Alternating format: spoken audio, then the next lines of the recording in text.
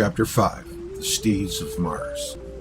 The case of Abraham Rockenbach and David Herlisius, who wrote about the year 1600, and who were informed on the matter of the comets of antiquity, shows that the contents of some old manuscripts were known to the scholarly world then, though not to modern scholars now. A scholar in a pamphlet, Jonathan Swift, in his Gulliver's Travels, 1726, wrote, loved that tale, that the planet Mars had 2 satellites, very small ones. Certain astrologers have likewise discovered 2 lesser stars, or satellites, which revolve about Mars, whereof the innermost is distant from the center of the primary planet exactly 3 of its diameters, and the outermost 5. The former revolves in the space of 10 hours, and the latter in 21.5, which evidently shows them to be governed by the same law of gravitation that influences other heavenly bodies. Actually, Mars has 2 satellites, mere rocks, one being as small as about 10 miles in diameter, the other only 5 miles. Questionable. One travels around Mars 7 hours and 39 minutes, the other in 30 hours and 18 minutes. Their distance from the center of Mars is even less than Swift said it was. They were discovered by ASAP Hall in 1877 with the optical instrument of the days of Swift. They could not have been seen, and neither Newton nor Halley, the contemporaries of Swift, nor William Herschel in the 18th, or Leverrier in the 19th century, suspected their existence. It was bold of Swift to assume their very short periods of revolution, months, measured only in hours. It was a very rare coincidence indeed. If Swift invented these satellites, guessing correctly not only their existence but also their number too, and especially their very short revolutions, this passage of Swift aroused the literary critics' wonder. It is an even chance that Swift invented the 2 satellites of Mars, and thus by a rare accident came close to the truth. But it may also have been that Swift had read about the Trabants in some text not known to us or to his contemporaries. The fact is that Homer knew about the 2 steeds of Mars that drew his chariot. Virgil also wrote about them. When Mars was very close to the Earth, his 2 Trabants were visible. They rushed in front of and around Mars. And the disturbances that took place, they probably snatched some of Mars' atmosphere, dispersed as it was, and appeared with gleaming manes. The steeds were yoked when Mars, Ares, prepared to descend to the Earth on a punitive expedition. When ASAP Hall discovered the satellites, he gave them the name Phobos, which means terror, and Deimos, rout, the 2 steeds of Mars, without fully realizing what he did. He gave the satellites the same names by which they were known to the ancients. Whether or not Swift borrowed his knowledge of the existence of the 2 Trabants of Mars from the ancient astrological work, the ancient poets knew of the existence of the satellites of Mars.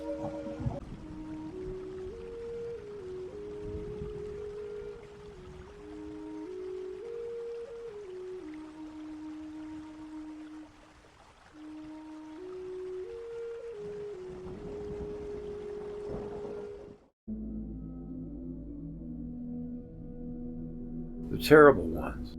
Venus had a tail, considerably shortened since the time it was a comet, but still long enough to give the impression of a hanging flame, or smoke, or attached hair. When Mars clashed with Venus, asteroids, meteorites, and gases were torn from this trailing part, and began a semi-independent existence. some following the orbit of Mars, some other path. These swarms of meteorites, with their gaseous appendages, were a newborn comet, flying in bands and taking various shapes. They made an uncanny impression. Those which followed Mars closely looked like a troop following their leader. They also ran along different orbits, grew quickly from small to giant size, and terrorized the peoples of the Earth.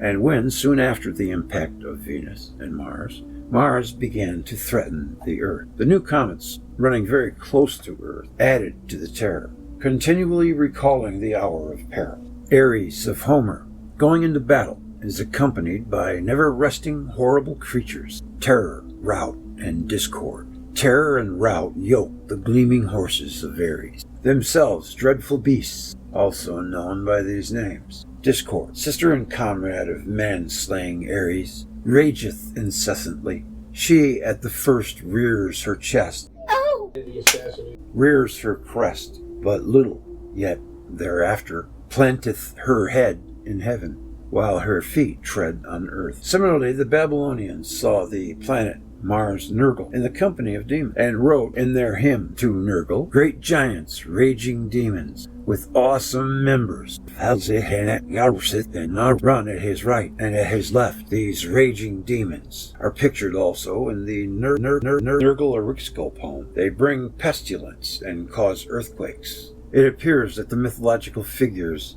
of the Furies of the Latins, or the Inries of the Greeks, with serpents winding about their heads and arms, flashing flame with their eyes, swinging torches around like wheels, grew out of the same prodigies which moved rapidly, changed their forms hourly, and acted violently. The Erinyes traveled in a group like huntresses, or like a pack of savage hounds, but sometimes they appeared to be split into two groups. To these comets traveling in bands with Mars or Indra are dedicated many Vedic hymns, indeed, a great part of them. They are called Maruts, shining like snake, blazing in their strength, brilliant like fire. Indra, strong hero, grant thou glory to us. With the Maruts, terrible with the terrible ones, strong and giver of victory.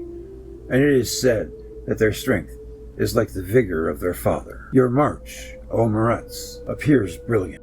We invoke you, the great Maruts, the constant wanderers. Like the dawn, they uncover the dark nights with red rays, the strong ones with their brilliant light, as with a sea of milk, streaming down with rushing splendor. They have assumed their bright and brilliant color. Stones were hurled by these comets. You, the powerful, who shine with your spears, shaken even what is unshakable by strength, hurling the stone in the flight. All beings are afraid of the Maruts. May your march be brilliant, O Maruts, shining like snakes. May that straightforward shaft of yours, I swear it says that, O Maruts, bounteous givers, be far from us, and far the stone which you hurl. It's amazing, whenever something's brutal and evil, the ancients felt like they needed to worship it, I wonder if someone came and was really super kind and was giving things to everyone, if they would worship them too. Or do they have to be treated like crap? Seems to be a pattern. Meteorites, when entering the Earth's atmosphere, make a frightful din. So did the Maruts. Even by day, the Maruts create darkness. Then, from the shouting of the Maruts, over the whole space of the Earth, men reeled forward. This darkness and this din were narrated in scriptural and rabbinical sources, in Roman tradition, and in hymns to Nergal, as the similarity of the description of the terrible ones in the Vedic hymns and in Joel is striking, but has not been noticed. A few more quotations should follow here. The comets, just beginning to whirl, looked like revolving torches or writhing snakes. They assumed the form of spinning wheels, and the celestial phantasmagoria appeared like swift chariots, changing their forms. The Maruts looked like horses racing along the sky, and then again like a host of warriors leaping, climbing, irresistible. The verses of the second chapter of Joel 2:11 are given in their order, interspersed with verses taken from a number of Vedic hymns dedicated to the Maruts. Joel 2:2. A day of darkness and of gloominess, a day of clouds and of thick darkness. As the morning spread upon the mountains, a great people and a strong, there hath not been ever the like, neither shall be any more after, even to the years of many generations. Vedic. Even by day the Maruts create darkness, the terrible Marut host of the ever-youthful heroes. All beings are afraid of the Maruts. They are men, terrible to behold like kings. A fire, Joel 2:3, a fire devoureth before them, and behind them a flame burneth. Nothing shall escape them.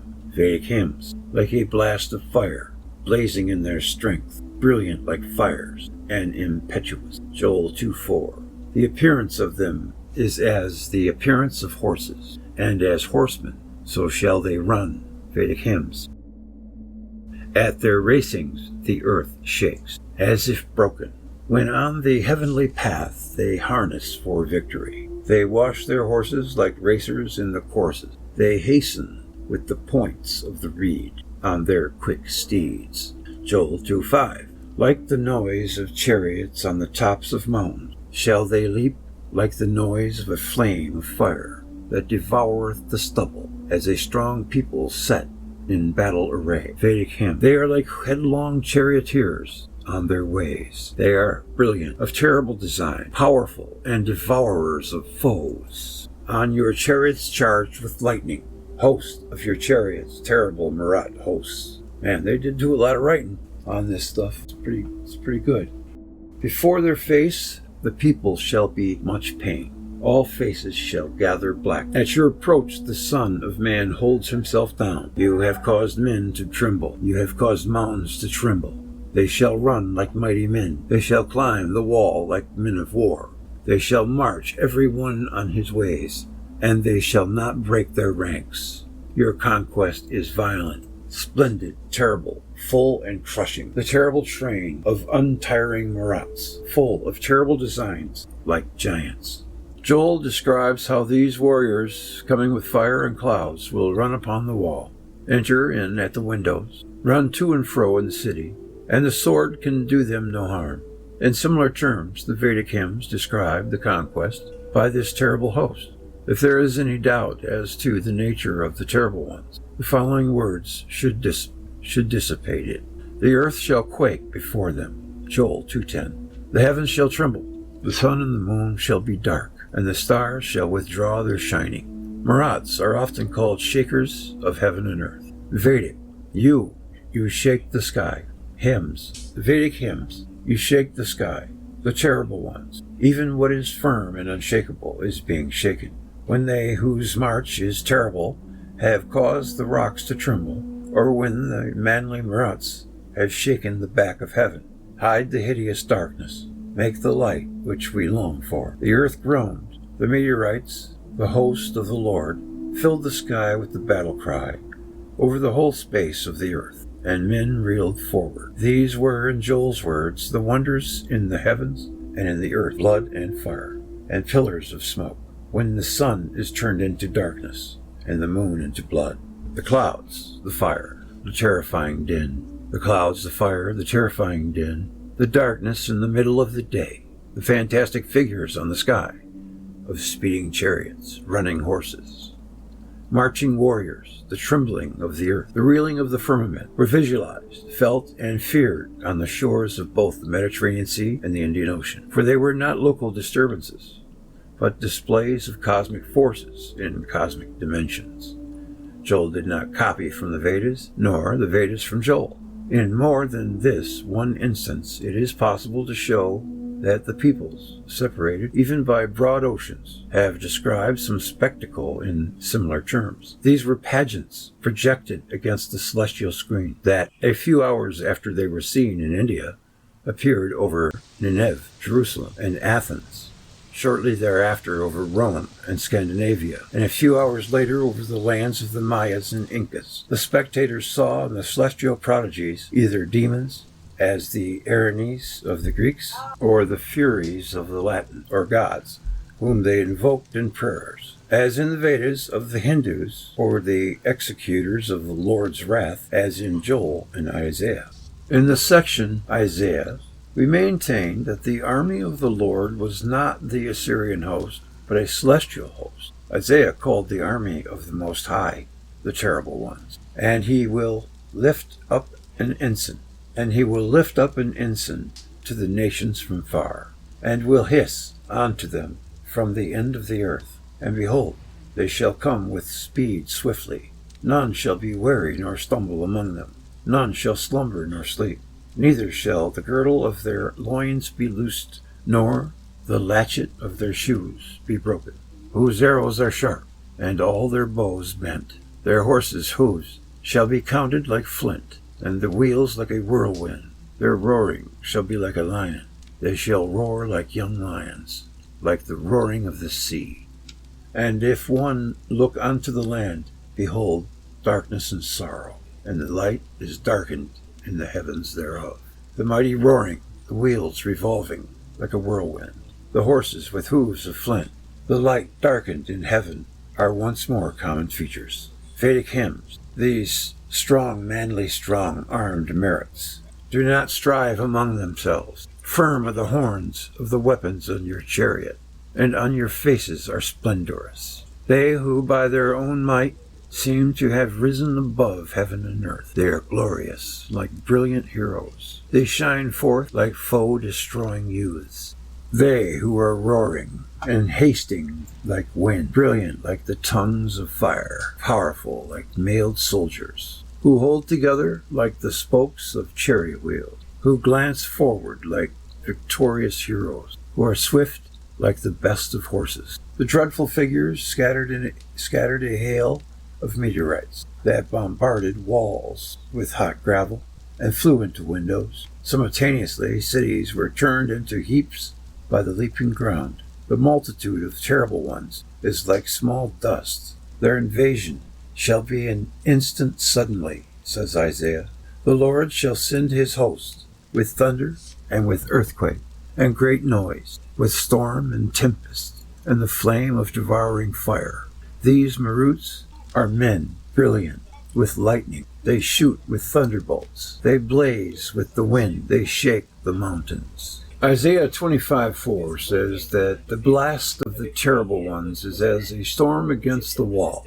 Thou, the Lord, shalt bring down the noise of strangers. The branch of the terrible ones shall be brought low.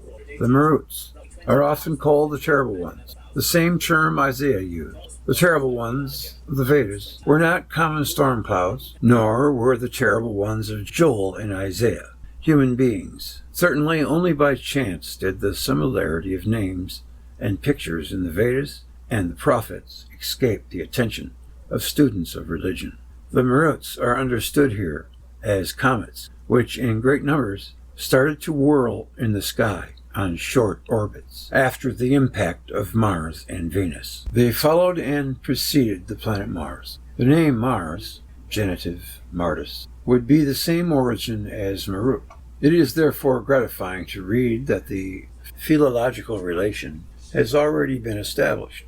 It is even more satisfactory that this philological equation was made without knowledge of the actual relation between the planet Mars and the terrible one. By comparing Hebrew historical, Chinese astronomical, and Latin ecclesiastical material, we have established that it was the planet Mars which caused a series of catastrophes in the 8th and 7th centuries before this era, BC. The Greek expos explained how it happened that Venus ceased and Mars began to be a threat to the Earth. In heavenly battles, Ares, or Nergal, both known as the planet Mars, had an entourage of demonic figures. The name Mars is derived from the Indian Marut, or Maruts. The terrible ones are the terrible ones of Isaiah and Joel. The origin of the Greek name Ares was debated by philologists, and reasons against a common root with the identical Mars were admitted. And it seems to me that just as Mars is derived from Marut, the terrible ones of the Vedas, so Ares was formed from the terrible one of the Hebrew, which, as used by Joel and Isaiah, is ariz. In a no longer existent passage of Pliny, there was something said about comets being produced by planets. Also, the Suchal chart refers to occasions in the past when comets were born from planets, from Mars, Venus, and others. End of subchapter.